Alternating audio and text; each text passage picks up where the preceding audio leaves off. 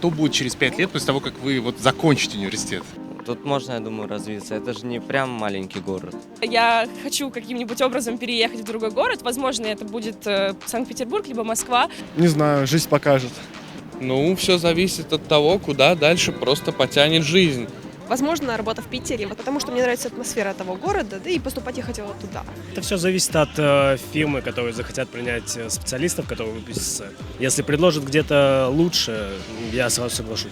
Пока что здесь возможности нету. Так что уже. Сказали, что пройдет года 3-4, и у нас откроется ординатура. Надеемся, что это будет перспективно для нас, и большинство останется здесь.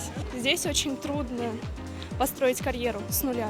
В городе вот мало баз для того, чтобы работать. Я так считаю. Но, возможно, просто я еще не нашла здесь место. Если найду, останусь.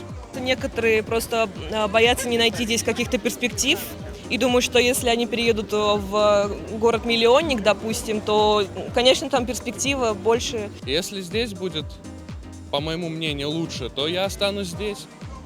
Буду считать, что лучше в Питере, поеду в Питер. Ну, качество жизни в любом случае будет выше в большом городе, где зарплаты выше. В принципе, там все доступнее тем же самым транспортом. Я думаю, что еще минимум лет 10 Пскову надо развиваться для того, чтобы молодежь действительно хотела здесь остаться. Но я думаю, у Пскова все впереди.